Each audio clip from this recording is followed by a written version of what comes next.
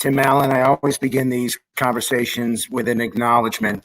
I have always been frustrated with the interviewers who dress up so nicely and so properly, and they all seem to know what they're talking about, but someone's speaking to them in their ear. There was a period back in 2018 when I didn't laugh too much. And in fact, I went probably 6 months without laughing even once. I saw the condition of the country, the condition of politics, and it really upset me. You were kind enough to invite me to come watch the taping of your show, and we were in your trailer, and you were telling me stories of a movie that you did and what happened on the set. It was the first time in over half a year that I laughed, and I need to apologize to you because the sounds that came out of me, it wasn't like, I did not know how to laugh. It's not like riding a bicycle. When you don't laugh, you forget. And so I'm grateful that you did not call the cops. I'm grateful that you did not throw me out of your van. And so I'm glad that you're willing to do this here. Are you nervous at all about the cancel culture? The fact that somebody like you sometimes does play it close to a line, that when we are allowed to do concerts again and performances again, that you could ever be canceled? First off, I want to make sure that we're technically on the right page. I'm getting a bit of a delay and a little bit of a echo, just to make sure this is just my computer, not yours. It could be happening. They've still not perfected the technology so perfectly, but I think we'll be okay. All right. Here's what I don't know when the next time anybody's going to be comfortable sitting in a room with other people right next to you going, ha, ha, ha, ha, ha, ha, ha. So cancel culture is one thing. My concerts lately have been, I have to explain to people ahead of time what I mean by this word. And only one that I can say without getting you canceled is watching the show Broadchurch. I think it's on Netflix. And one of the lead characters, they're all English, and I think the detective is Scottish. And he ends up going out for a fag break. And they keep saying it in the script. And you say, we're going to go, we got 10 minutes for a fag break. We got a fag break, And I do this with my audience, that has never been a derogatory term about homosexuals in England, or even when I was a child, we used fag meant a cigarette. So as long as, but they know that that's what I'm saying in this joke about being a kid and having a camp and all that stuff, then they really have to decide themselves what they mean by that word. And all this comes from an old bit from Lenny Bruce, I believe, in The Purple Onion. You got to look it up, because I can't even say any of the things he said in 1961 talking about language and the meaning of words. Yeah, but Tim, he could say it. He went to jail for saying those things back in 1961. Yes. You don't go to jail now. I can't tell you how disturbing it is, because it's not even funny. There's nothing I can't say any joke about this, but at this point in my career and other guys like me, you can cancel me, but you can't, well, unless you live in the People's Republic of California, you can tax me and then put me in, I guess you could just put me in some kind of financial jail. But there's no fun in this right now. The people taking it real seriously. They're always looking at what you said and going, yeah. And last night at dinner, a guy told me what I meant by my own words. And even the people at the table said, how would you know that? And this is where it gets not funny. So your show actually was canceled on ABC, Last Man Standing. And I'm a ratings geek, and I follow this stuff, and it was a very popular show. Do you think that it was at the time canceled because of your monologues that were perceived as being right of center? Even if it was, I don't think ABC would ever be dim enough to let that out, because that would be a lawsuit. I think even conservatives or centrists have rights also. Maybe we don't. I don't know. No, I never really thought that. To be honest with you, they never really explained why they did it. So I just said, I didn't speak to the head of the network. And she at the time said, we're going in a different direction. I think under my breath said, non-profitable. And that was the only thing that I ever said.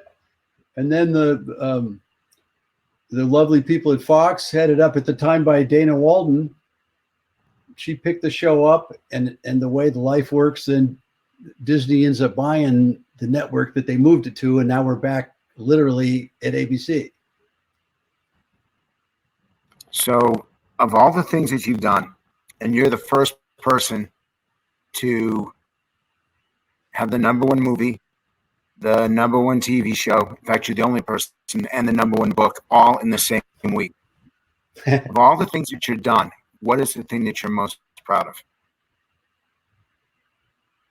Wow. That's a damn good question. You only get to choose one. Off the top of my head, it would be going back to doing stand-up after movies, books, Home Improvement. It took a long. I just told my kid this. She saw a picture of Eddie Murphy, and I actually called Eddie. I'm not sure what was it about, but we were talking about doing stand-up again, and it really took a lot of fortitude on my side to go back and read and not do the old act that got my career started and reboot. And well, just looking back that, but having both my daughters and my wife, I got to look at stuff like that I was, and getting sober, 22 years sober. It's probably one of the best moves I've ever made. So people ask the question about those who've lost weight, that you're funnier when you're overweight than you are when you're normal weight. Were you funnier when you were not sober? I certainly thought I was. The truth is there's a lot of layers to that. One of the reasons I didn't want to get sober was because I thought I wouldn't be funny. But I was a funny kid. I was funny in elementary school. I got kicked out of a lot of schools for being funny. I should have remembered that. You had I wouldn't call it a troubled childhood, but in your young adulthood, you had issues, and you lived. I'm going to let you. I still have issues. No, you're fine. Trust me, I'm not. Well, you're 2,000 miles away from me, so I feel totally safe here. You survived it. How did you survive it? You could have gone in either direction. You really could have gone to hell, and you didn't. You got your shit together. What was the thing that got into your life that saved you? I've had a curious relationship with my faith. My father was killed when I was a kid, and I kind of withdrew from religion in a very strange way. I went to the opposite, and I would talk to God all the time, and how upset I was that he took my father. So I actually had a love-hate relationship. And then I took philosophy and religious studies in college because I kept wanting to know what was that all about? What was having God take my father away? And then I ended up getting philosophically attached to spirituality. And then my test, all the way through that, I learned about myself. And then I said, very simply, I read books about people that were very successful. I couldn't obviously be an African-American woman. I can't remember the story I read about the first, she owned all these hotels in San Francisco. It was the first African-American to become a millionaire.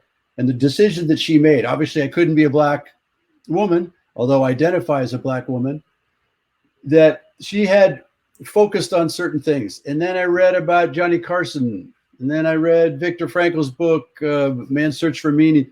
And I started seeing what successful, mentally focused people do. And I can't do everything.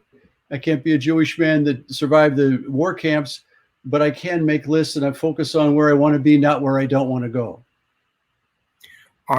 It seems like so many comedians, and I do not want to call you that because I don't think it values your contribution to American entertainment. But it does seem like all comedians have had very different backgrounds, have been somewhat tortured, or have had just difficulties. Is that a prerequisite of being funny? That No, you have to? Not No, for me. it's not. I had a very happy life up until my father was killed. Yeah. And that sounds awful. What you're telling me?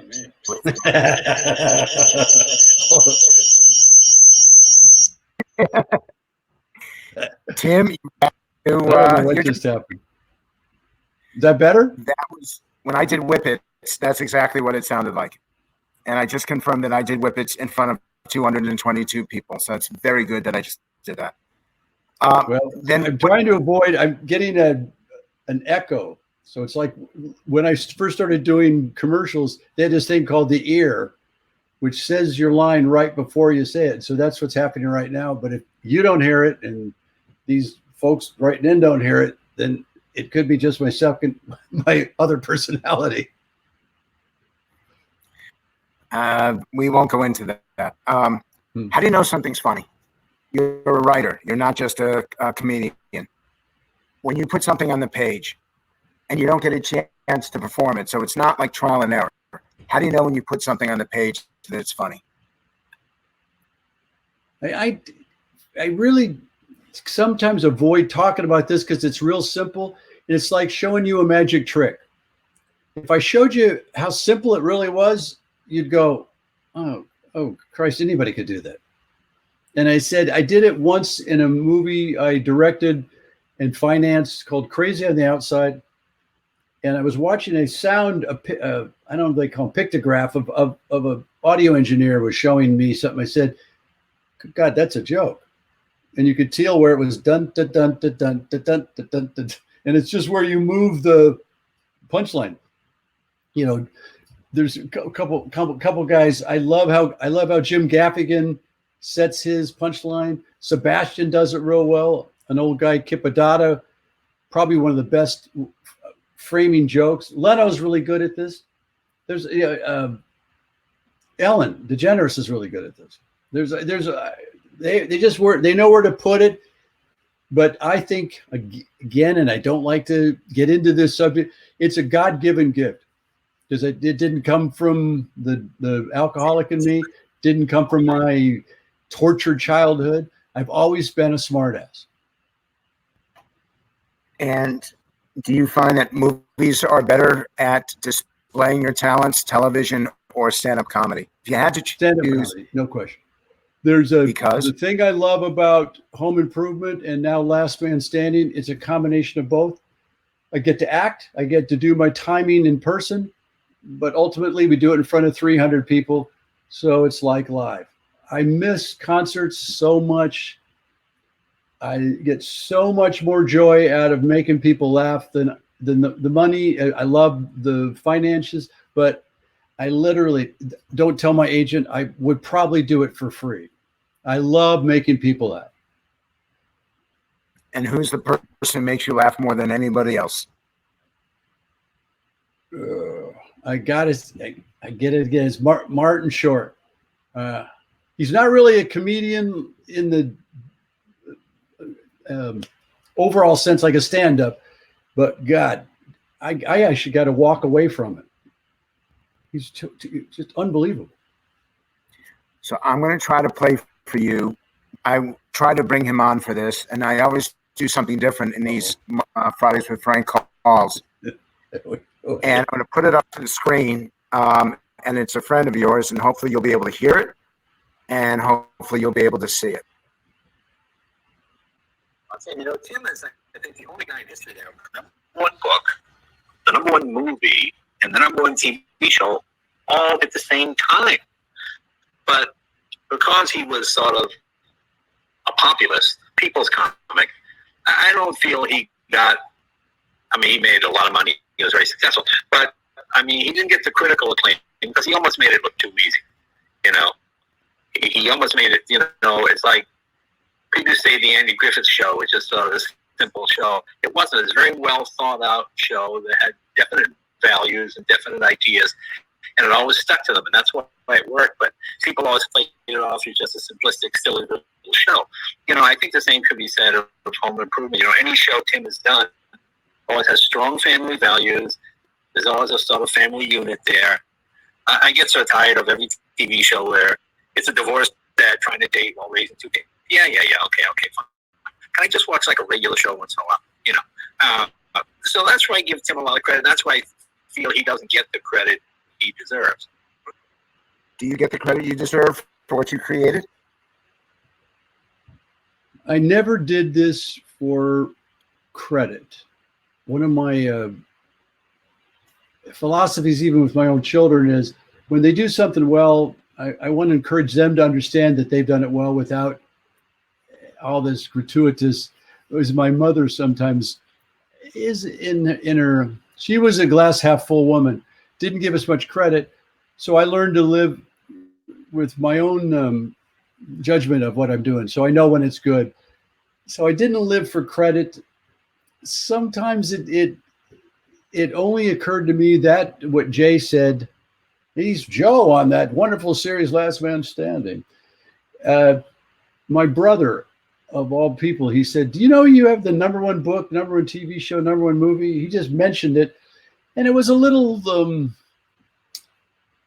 embarrassing that nobody at ABC at the time, or Disney, or my management or agent, no one noticed it but my one brother. And he sent me a little poster. And after that, it became something. And I remember director Barry Sonnenfeld said the same thing kind of that Sweetheart Jay said. Did I just say Sweetheart? I did. But Barry Sonnenfeld came over when I was having coffee, and he said, yeah, you did that. Now I'm doing Jay. But he said basically the same thing. He said, that's an amazing occurrence. I said, okay, yeah. But I was past it at that point, and I didn't do it for that reason. But I have that poster in my room. So which is more rewarding to you? Which do you feel better about, having a show in the 1990s that really helped define what a family was and how the challenges that family has as it grows up, or creating, and this is, by the way, Zach Byers' question, or you created a character, you voiced the character in movies that has had such a positive impact on millions and millions of kids? I said, I went to there was a, I don't want to out the kid, but there was an autistic kid, and I'm not really familiar with how to respond to a kid that's autistic, but his whole life was Buzz Lightyear. I will say he mentioned Tom Hanks way too many times in the conversation. So no matter what was with him, I said, listen, Buzz is a better toy and a better guy. That character people respond to. And every now and then I get people of all different age groups that Tim Taylor and the Taylor family affected everybody. And of course I got this strange Santa Claus thing going on. And I look at it like one of my heroes of that was Steve Martin, that there's something about Steve Martin that's really captivating. And when he did Roxanne, there was something you loved about Steve Martin, the comedian, that got inside Roxanne, that character he played. I just loved that performance. And I'm not even aware of what Mike Baxter on Last Man Standing. He still got a little bit of Tim Taylor. But as I told, of all people, Sean Hannity once on an interview with him, that the stage presence guy is really more me, and I'm a little meaner, and I'm certainly bluer, not a family-friendly guy. So to twist that guy, I'm in a part of a Michigan that I've been coming to for years, and there's a lot of kids here, and I'm still this really weird guy, being that I'm just close to swearing. That's my biggest problem. I just swear a lot. And kids, I'm always, other people go, hey, I got kids here. But the kids, they're like cats. The meaner you are to children, the more they seem to like you. Like I've got these little problem kids that are in school, but they come around me because I give them a lot of crap. And that's the thing I like is that the characters I play are more like me. I treat everybody in the weirdest sense. I don't like anybody, which makes you really love everybody. Have you ever sworn at a kid before? No, not at a kid, but I wouldn't do that because I'm not. You really have to like someone to swear at them. No, I swear at, but sometimes I swear around children, and I said that's why I got to watch myself on that. But I do appreciate what you said. And when kids that grew up on something, especially Toy Story or Santa Claus, and then this whole generation that grew up with the Taylor family, which is why I want to captivate for the Baxter family with girls, because I have girls, and it's a very different trip. Although I wouldn't know, I grew up around 7 boys and 2 girls, but I've only raised girls, and I kind of wonder what I would have been like with raising a boy. This question is from Tom Hatton, and Tom spent a year or 18 months in captivity in Vietnam. He's a genuine hero, so I'm definitely going to get to his question. With so many taboo subjects these days, how has the comedian's world been impacted? How do you navigate it? I don't know yet, because this will be when I pray that we will be in April doing this. As I've said just a moment ago, I get into tender subjects. Like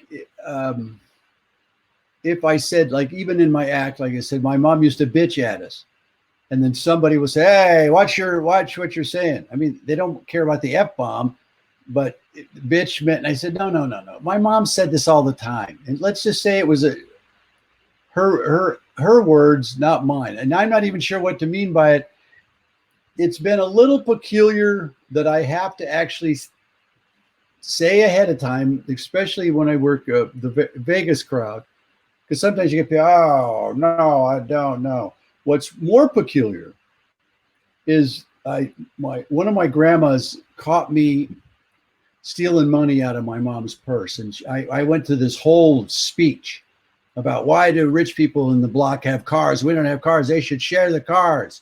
I sound like Obama. They should level the playing field and be more fair. We should all share everybody's money. And she goes, when did you turn into a little Democrat? And this was when I was a kid. And I did this joke in Miami, big laugh. You do this joke in Reading, Pennsylvania, and people go, hey. And I love the fact that I can get away with working very Democratic audiences and very Republican audiences, because my act is really about family, and we've all been there. We've all been through both political parties in our lives. I mean, I think everybody is center. Well, you talk about your stand-up performances. Is there any comeback that you remember? Any heckler just giving you so much crap, and you came away just owning them with the most amazing comeback? Actually, no, because I'm not. I structure my act specifically to get to huge laughs for everybody. When somebody interrupts me, I'm not really good at that. So I've been extremely lucky that people, it's like a rock and roll concert where nobody wants the guy, hey, play a slow song. I go this rock and roll comedy, hour and 10 minutes. I build it so I want to be as funny as Pryor was. And I really, he was a genius. I never laughed that hard as a human. I got sick to my stomach. I want to be able to do that. And you don't interrupt that. And generally, I have a producer who's of Polish descent, but she's really attractive. And I've known her family for years, and she's the line producer and does all of our lighting cues. Believe it or not, I have a set and everything else when I do comedy. And this guy just, before I walked out, he goes, you suck. And I said, let me start first. I didn't say anything yet.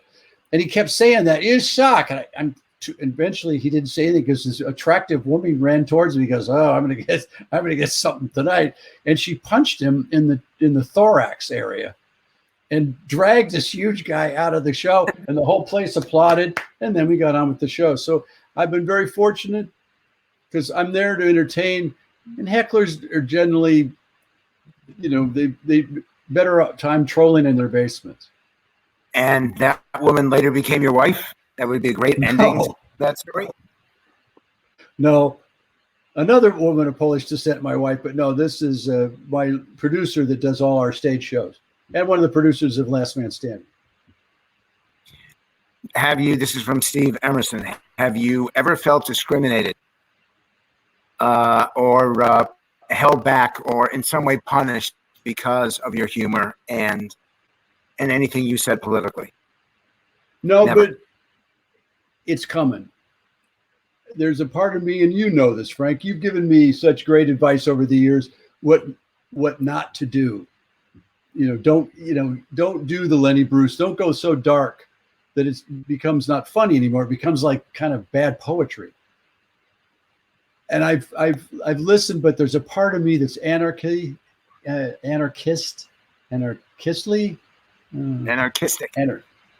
Yeah, but how do you say it? Can you say it with the Lee like he acted anarchistly?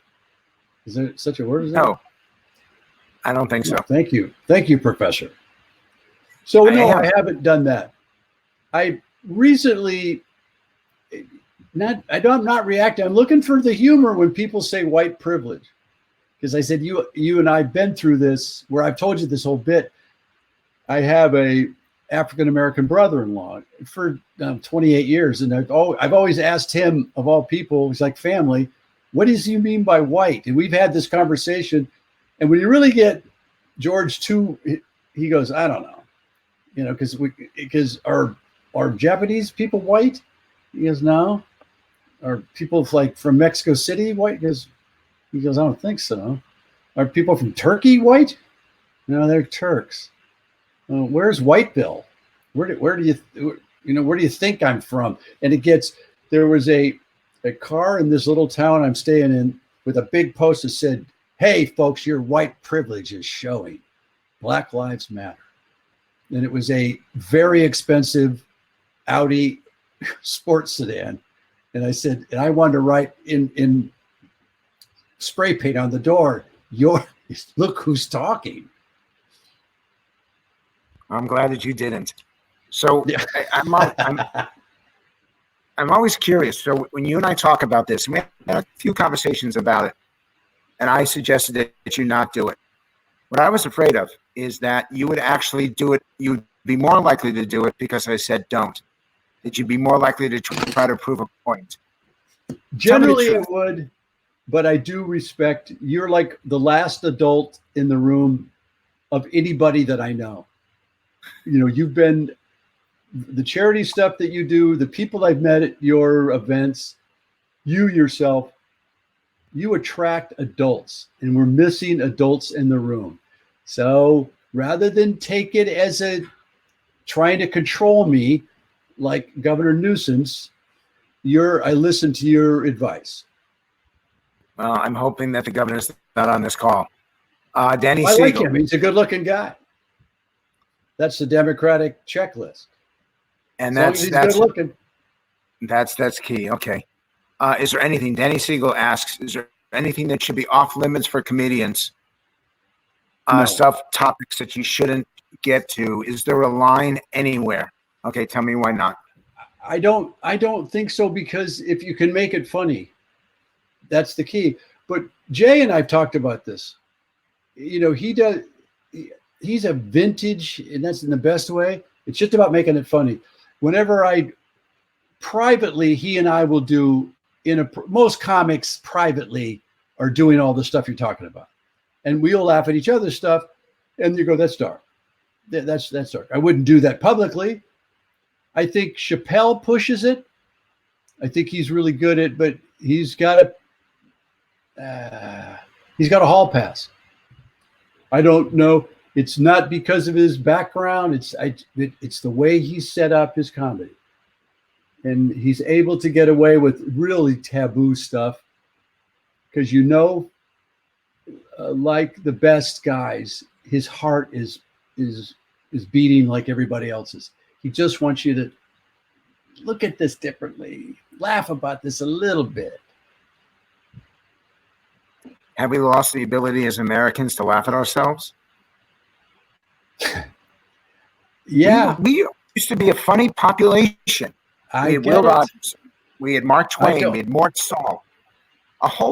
For 100 years, we were the funniest people on the face of the earth. I don't think we're that funny anymore. Nope, we're not that funny anymore. The silly stuff, yes. Like I'll tell you, I have a mask. I'm taking a shot that made me laugh out loud, and a couple laugh. It's a face mask that's mad at the right people. This is a mask that you should be worried because finally it says what we all should really be. Instead of the Republican Democrats, this is who you should be mad at.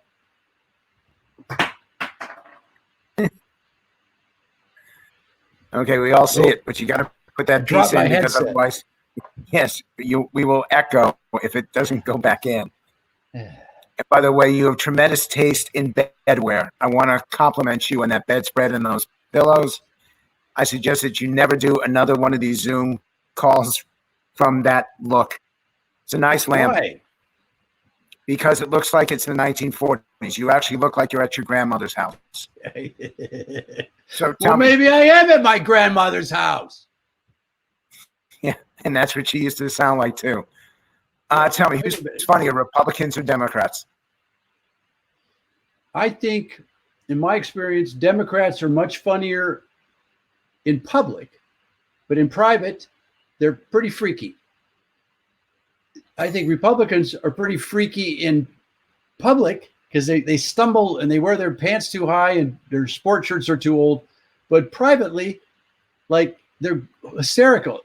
John McCain was really funny in person. I mean, literally, I met, on the edge, Lindsey Graham I met through you. He's a pretty funny guy, but he bridges it. One of the most articulately funny Republican kind of guys. But I would say generally Republicans are funnier, but they're not so quick to offend everybody. And I said, Democrats don't seem to care, the ones I know, but they're not so, it gets right into that right now. And I told Jimmy Kimmel and got crap for it, is that we group, you constantly hear from Democrats, we could do better. Socialism would work if we could do it better. And I keep going, who's the we that you keep talking about? You hear it. I listened to 3 monitors for material in the morning, MSNBC, CNN, Fox, and local news. And you watch specifically CNN in the midday, they say we a lot. We can see this. We know that this is coming.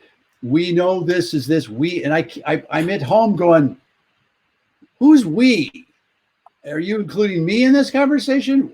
Why don't, for once, a journalist say, I think, this is my opinion. Or from my perspective, I think it was David Stockman once. I hope I have the guy. He was Reagan's economic guy on Bill Maher's show, a friend of mine. I like Bill. He said right off some conversation, he told Bill, my speculation is of no value to anybody. And I went, God, is that well said? And I want a journalist, a real journalist, and a real adult in the room. And I said, right now, I think it's all about scoring points or clicks or something. Money got involved in this, and we don't even see it. I got 2 advice questions, one that you got and one that you'd give. There are a couple of people on this chat that actually want to be comedians someday. And they're in their early 20s. They're students that I'm mentoring. Is it something that you just fall into? Is it something that you can prepare for? Is it something you can study? What advice would you give them? Wow. I was lucky because I did it before I thought too much about it. there's a word that actors know all about, and the good ones is learn what organic means to you. You got to get out of your own way. The only thing stopping most of us is us. And you'll tell yourself and you beat yourself up. I never really thought I wasn't funny, but to structure your funny into something that takes timing and letting it go and not thinking too much about it. I remember racing a car with Parnelli Jones, I think, and he just said, "You want to go as fast as you can in a straight line, put the brakes on, turn, go fast that direction." And that's with comedy. How do you make people laugh? The challenge is Marty Short makes people laugh, but even Marty will say he doesn't do stand-up. He's a force of nature. To write your material down and have confidence. And the way I do my notes, you write a lot. You wouldn't even understand my notes. And I long time ago, I said, that's how I do my notes. And it makes sense to me because I just little conjunctives that make no sense. And I said, so if I gave any advice, is just make people laugh. But, and I say this in all due respect, having met the president, he's like a new talent comedian that's just about funny. His stuff doesn't, his timing is a little off. He thinks he's a lot funnier than he is. And God bless him for trying. But when you're at that position and you miss, people get pissed. Is there any president that you regard as genuinely funny? I don't know if funny is the word for it. I went to a charity event that Bill Clinton spoke. That guy spoke. I'll tell you what, Obama was a good speaker. I'm not sure he was that accomplished at finishing stuff, but Clinton, that boy off the cuff, did a 40-minute speech, a little bit of humor, not real funny, but he was good. George Bush, the younger too, he was funny. And then the best advice you. Wait, but Lincoln was hysterical. Oh, Lincoln, he could throw it down jokes, man. Lincoln, he did New Talent Nights. You've never seen a guy with the hat. He did a whole bunch. He pulled stuff out of that hat all night long. Yeah, Abe. Yeah, he was funny. That was the first joke I ever told, and I was probably 10 years old, and I got hit for it. I'll repeat it just so you all can say to me I'm a schmuck. Did you know that Lincoln was Jewish? He was shot in the temple.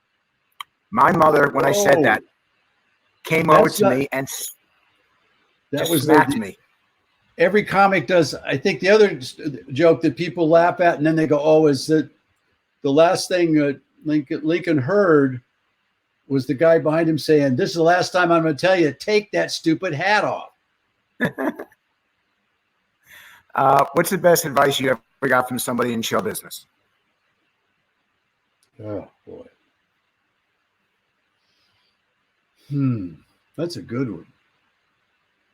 You know, I think it was in Johnny Carson. I did Johnny Carson twice before he went off the air.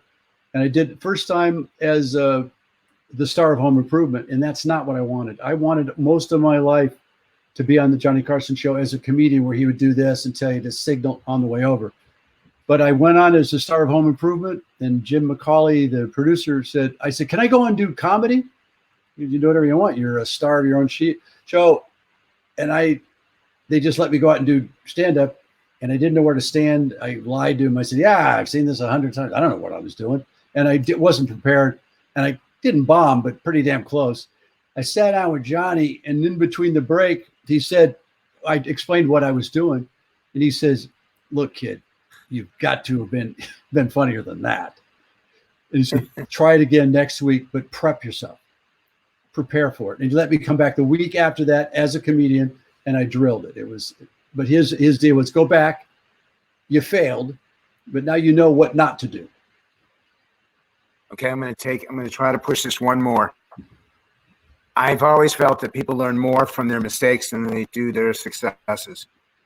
Is there another example of this that's a life lesson for you in performing that made a difference in what you did after you got it wrong the first time? Yeah, I should. This is so simple.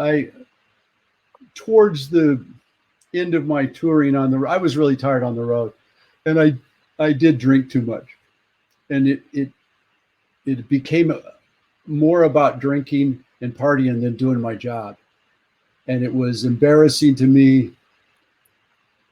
I was in the middle of a show, doing my act, thinking about where I was going to go party afterwards, and I was saying, "How am I doing this? I'm performing for people." And I wasn't actually there. I was someplace else. And I said, this is a kind of psychosis. And I didn't want to go down that road anymore. It took me a while to get sober after that, but I didn't want to do that ever again. You were doing Home Improvement and you were playing the perfect dad. The dad that everybody wanted, quite frankly. Is there anything on that show that we could have seen what you were struggling through? Is there any episode or any scene? No. Not at all. I thought you controlled your alcohol if you ever drank like during the day. Although one of my alcoholic buddies said, well, if you drink after 12 o'clock at night, you're actually drinking in the morning. And though I never did that, that was my firewall. I never wanted it to affect my work. I never drank at work. I never, I randomly came in to work after drinking till 4 o'clock in the morning. But I never drank at work, and I really thought that was that and drinking out of a paper bag. Those are the real signs of trouble. So what was the moment? And you don't have to do this. This will be the last one on this. But what was the moment that you realized that you had to get help, that this had gone too far? It was one of the amazing things about that program is I'd had enough. I'd said to myself, with shrinks and this, I've had enough. And I really beseeched the God of my understanding. I will do whatever it takes. I literally humbled myself. And I said, I'll do whatever it takes. I thought I'd have to go to India and wash people's feet, but I would do whatever. I don't care. And that literally 40 minutes later, a friend of mine who's a rehab doctor, he's called and said, how are you doing? And I said, not well. He arranged to find a rehab. And he said, from then on, once I embarked on that, I never turned back. It was an amazing occurrence, but it means an act of humility. And a moment of gratitude and humility. Are you optimistic? These are serious questions. Are you optimistic for the future of America? Yes. There's some parts of my life, like you get older people, we'll get through this. It's a bug. The lady next to me here, she calls it the rash. She goes, we'll get through this rash. Then I get this rash. And then we'll get through it. I'm really praying for an adult to show up. A Will Rogers, the best of Leno, Mike Rowe, these men that I know, men and women that I know that get stuff done. We will be doing a show for the History Channel, Richard Karn and I, celebrating people that engage problems and get through them. There's nothing more impressive in this country than the people that do stuff. I'm not talking about the people that say we all should do this. I'm talking about those people, the men and women that go, tell me that again, let me figure it out. And we're going to celebrate that, because from people that fix the stuff in your house to people that fix big problems, I'm cautiously optimistic that the creator of all of this wouldn't have brought us this far to have it, you know, choked to death on our own lack of humility. Does that creator have a sense of humor? He doesn't ever use the F-bomb. He uses me to use the F-bomb.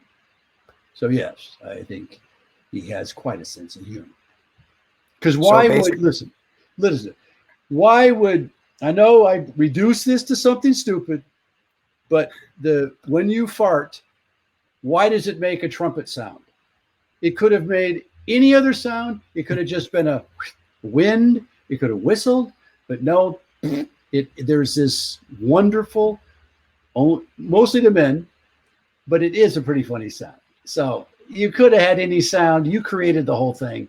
He went through he, whatever, gender non-specific, went through a lot of little processes. He goes, I like the trumpet. That's good. I've tried to use this as the final question in most of these interviews. I don't have a script, so it's just, I forget sometimes. And it's a serenity prayer. I bring people in, I create videos, I do the best I can. I try to do sound that works. I'm not technologically proficient. And I wanted to give these interviews up 8 weeks ago, 10 weeks ago, but the people who come on enjoy it because the questions are very different. The serenity prayer to me is the most important advice I've ever received or ever read. And it's to know what you can change, to know what you can't, and the ability to know the difference. Yeah. What does that serenity prayer mean to you as someone who was on top of the world and then at rehab and somehow you climb back again? Does that serenity prayer I tell it to my kid every night because I do Zoom meetings, and I told her one day that I said just what you just said. It's a simple prayer. You know, God grant me the serenity to accept the things I cannot change, the courage to change the things I can, but the wisdom to know the difference. And it really says it all. If you added to this the idea of absorbing humility and gratitude, you can't be selfish if there's gratitude, and you can't be horrible if you have a sense of humility. Very difficult to learn it, but boy, the people that have it, you want to be like those people. Tim, I think the worst thing we do is teaching kids when they're 10 or 12, 14 or 16, pride without humility. Yeah. That we're teaching them that they are number one, that they are invincible, and we're not teaching them to be humble and to know that you earn respect from people. You don't just get it from them. Last question. Are you Buzz Lightyear? I am Buzz Lightyear to infinity and beyond. And that's going to cost you so much money because Disney's going to come after you like a bad habit. That's great. It's like Ray Charles used to get paid an extra $25,000 to sing America the Beautiful. I just got I Am Buzz Lightyear from you for absolutely nothing. Oh, this is great. I don't think so. Hey, Tim, stay well. Thank you for coming to us from Michigan. Just so you know, one of the senior executives of White Castle is on this call. And anytime you want White Castle food, they'll bring it to you. Just tell me where you are. You have to go to White Castle outlets to get the right. I've tried them frozen. They're not bad, but the pickles are important, and you got to go to a White Castle to get them. And I believe there's still one on Telegraph Road down near my mom's house. And how far is that from where you are now? That's 5 hours, so that's not going to happen. We'll somehow find a way to get one up to you. I look forward to your show returning. I ask you to be careful. I do not want you canceled. I want to thank people from coming on. We've been having a bunch of questions, and it's very good. I did not know that COVID's first initial was F, so it's good to know that. Any last words? The real enemy. Tim, thank you very much. We really appreciate it. You stay healthy. You look good. Thank you. 60 pounds off, so that ain't bad. Everybody, thank you very much.